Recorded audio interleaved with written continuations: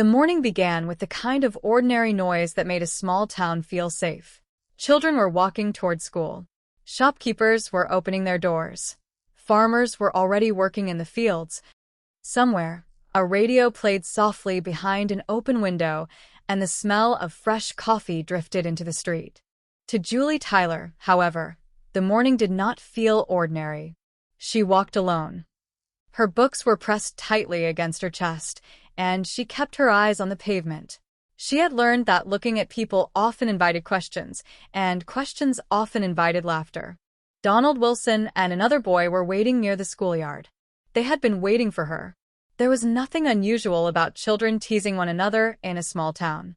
Yet with Julie, the teasing had become something different. They had discovered the subject that hurt her most: her father. Julie had never known him. She had never heard his voice, never seen his face, never received a letter from him. To the other children, that absence was an invitation to make jokes. Donald stepped into her path. He smiled. Then, he began talking about her father. Julie tried to walk around him. Donald moved again. The other boy laughed. Julie finally stopped. She told them to leave her alone. When they threatened to involve their teacher, Julie answered that she would tell the teacher herself if they did not stop. That only encouraged them. Donald claimed that they had discovered something important. They knew who Julie's father was. Julie stared at him. For one brief moment, the teasing stopped sounding like a joke. Donald said that her father wanted to meet her.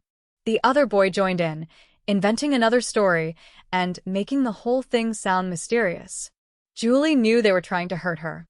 She turned away. Then Donald mentioned his own family. His father had been away at war. He had grown up knowing who his father was. Julie had nothing like that. The conversation might have ended there if the boys had not chosen one final cruelty. Donald told Julie that her Uncle Harry was going to die that very day. He said Harry's new tractor would cause the accident. Julie stared at him. She did not answer. She simply walked away. Neither boy noticed the man approaching from the road. His name was Barnaby Jones. Barnaby had come to town because of another matter entirely. He had been hired by an insurance company to examine an accident involving Harry Wilson. The insurance company was not satisfied with the official explanation. Harry had been found near his tractor. The initial conclusion was that the machine had moved unexpectedly and struck him. There had been no witnesses. The circumstances seemed straightforward. But the insurance policy contained a substantial additional payment if the death were ruled accidental. That made every detail important. Barnaby met Dave Dufferin, the insurance representative who had written the original report. They sat together over coffee. Barnaby asked careful questions. Dave explained that he had examined the scene and had written that the tractor appeared to have slipped into gear. He had also written that the machine seemed to have changed direction. Barnaby noticed the wording. Appeared. Seemed. Those were not the words of a man who had reached a definite conclusion. Dave explained that the physical evidence was incomplete. The ground had been disturbed.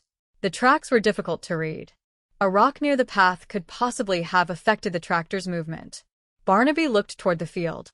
Perhaps that was all there was to it. Perhaps an unfortunate mechanical failure had caused a terrible accident. But Barnaby had spent too many years investigating unusual cases to be satisfied with perhaps. He asked where the tractor was. Dave explained that a factory mechanic had inspected it. Nothing appeared to be wrong with the gears. That fact made Barnaby more interested, not less. If the machine had caused the accident by slipping into gear, why had the mechanism shown no obvious defect? Barnaby decided to speak with Harry Wilson's family. He soon met Donald.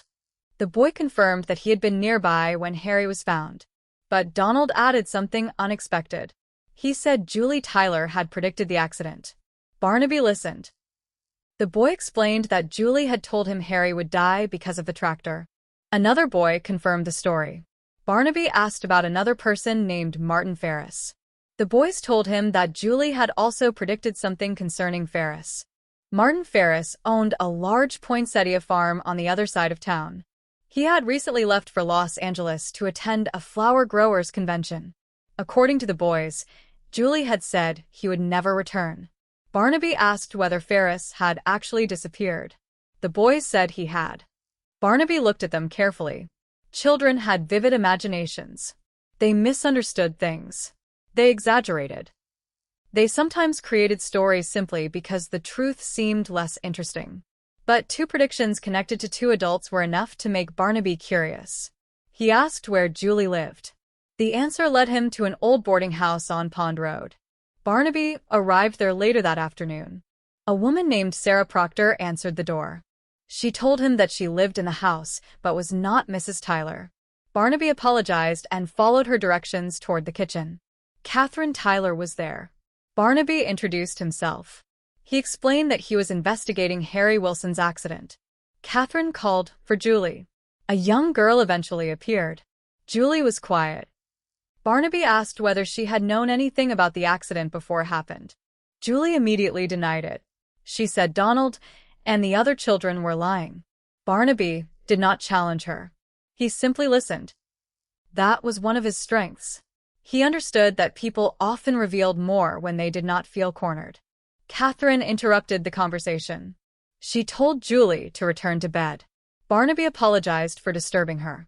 He explained that he was only collecting information.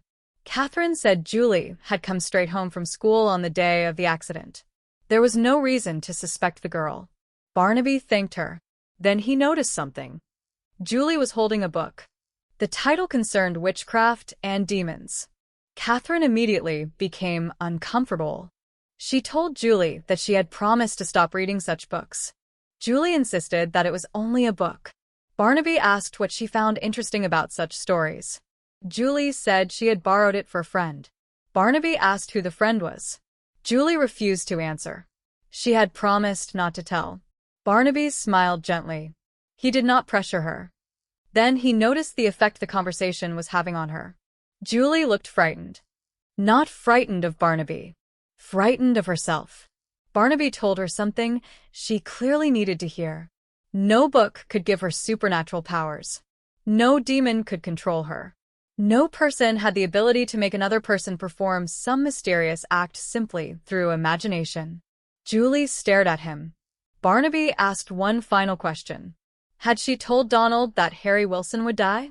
Julie hesitated. Then she admitted it. She said the words had simply come out while the boys were teasing her. Barnaby asked how she could have known. Julie could not explain. She said that sometimes she simply knew things. She had made the same kind of statement about Martin Ferris. She had not wanted to say it. She had tried to stop herself. But the words came anyway. Julie confessed that she was afraid she might somehow be responsible. Barnaby reassured her. He told her that thoughts were not crimes. Words did not automatically cause events. Fear did not create reality. But he also knew that there was something he did not yet understand. Barnaby left the boarding house with more questions than answers. He went to see Sheriff Mason. The sheriff confirmed that Julie had never been in trouble. He explained that she had grown up under difficult circumstances. Her father had disappeared before she was born. In a small town, that kind of history could follow a child for years. Barnaby asked about Martin Ferris. The sheriff explained that Ferris owned a successful flower farm and had gone to Los Angeles for a convention. Barnaby learned that Ferris had reserved a room at his usual hotel, but he had never checked in. He had not canceled the reservation either. That was strange. Barnaby returned to his office and contacted Betty Jones. Betty was already working on the investigation. She had learned that Ferris had indeed planned to attend the convention. Everyone who knew him said he had been looking forward to the trip. Barnaby asked her to investigate further. If Ferris had never reached Los Angeles, then the question was simple. Where had he gone? The answer came sooner than expected. Barnaby returned to Julie. He asked her about Ferris again. Julie initially claimed she did not remember making the prediction. Barnaby told her that if she knew something, she had to speak honestly. Julie looked at him. Then she said something that changed the investigation. Martin Ferris was at the bottom of Windale Canyon. Barnaby stared at her. He asked how she knew. Julie could only repeat the same answer. She just knew. Barnaby took the information to Sheriff Mason. The sheriff was reluctant. The information had come from a 12-year-old girl whose imagination had already been questioned. But Barnaby trusted his instincts. They went to Windale Canyon. After an extensive search, the investigators found Ferris's automobile. The sheriff approached carefully. Ferris was inside. The initial evidence suggested that the vehicle had left the road. It could have been an unfortunate accident. The sheriff explained that the marks were consistent with the vehicle's path. Barnaby examined Ferris's belongings. Something immediately caught his attention. There was money in Ferris's wallet. If robbery had been the reason for his disappearance, why had the money remained? The question became more important when the investigators learned that Ferris collected rare coins. His collection was valuable, yet the coins were missing. The same strange circumstance had appeared in the Wilson case. Harry Wilson's safe deposit box had also been emptied. Barnaby began to see a pattern. 2 men. 2 suspicious deaths. 2 empty safe deposit boxes. And 1 young girl who had somehow predicted both events. The supernatural explanation was tempting. It was also the wrong explanation. Barnaby knew that. There had to be something physical. Something human. Something hidden beneath the stories. The investigators checked Ferris's banking records. His safe deposit box had been accessed shortly before his trip. That meant the coins had disappeared before the supposed accident. Barnaby asked whether Ferris had taken them himself. Perhaps. But if so, why had he vanished? And why had his money remained untouched? The mystery deepened. Barnaby went back to the boarding house. He wanted to speak with Catherine. He also wanted to speak with Julie. But Catherine refused. Julie was supposedly already asleep. Barnaby noticed movement on the stairs. Someone had been listening. He did not confront the person. Instead, he asked Catherine about Martin Ferris. She admitted that they had been close. Martin had intended to marry her. Barnaby asked how Martin had treated Julie. Catherine said he had been kind to her. Barnaby asked whether Martin had told Julie about his trip. Catherine admitted that he might have. That explained part of Julie's prediction. Perhaps Julie had simply heard details from Martin. But then Barnaby asked about the rare coins. Catherine became defensive. She insisted that Martin would never have discussed money with Julie. Barnaby thanked her and left. He did not yet know that he had touched a nerve. Later that evening, Julie confronted her mother. Catherine had planned to tell her about Martin and their future. Julie refused to accept it. She told her mother that Martin was never coming back. Catherine became upset. She accused Julie of being jealous. Julie remained silent. Her silence made the situation worse. Catherine asked how she could know such a thing. Julie repeated the same words. She just knew. Catherine's fear finally overcame her patience. She asked Julie what she was. Julie had no answer. Catherine called her the devil's handmaid. The words wounded the girl deeply. She was not evil. She did not want anyone to suffer. She did not understand the things she seemed to know. But someone else understood. And that person was using Julie's reputation as a shield. Barnaby continued working. He visited the bank where both Wilson and Ferris had kept their safe deposit boxes. He spoke with Mr. Avery, a bank employee. Barnaby asked how difficult it would be to duplicate a customer's key. Avery explained that it was possible with the proper equipment. But there was another problem. A duplicate customer key alone would not be enough. A second key, controlled by the bank, was required. Barnaby asked who had access to the master key. Avery explained the procedures. Barnaby listened carefully. The answer suggested something important. Someone connected to the bank could potentially gain access to the boxes. The investigation shifted. Barnaby no longer looked for a supernatural explanation. He looked for an ordinary person with an extraordinary motive. At the boarding house, Sarah Proctor worked at the bank. That fact immediately interested Barnaby. Sarah had access. She knew the banking procedures. She also lived in the same house as Julie. Barnaby began examining her movements. At the same time, another person entered the picture. Joe Bronson. He managed a local cafe. His name had surfaced during the investigation. Barnaby learned that Sarah and Joe were close. They had been trying to keep their relationship private. There was nothing suspicious about that by itself. But the investigation had already taught Barnaby one important lesson. Ordinary details could become important when they appeared beside other ordinary details. Barnaby returned to the boarding house with Betty. They searched for anything that might explain Julie's strange predictions. The house was old. Its walls had hidden spaces. Its rooms had been altered over the years. Barnaby noticed an old heating vent.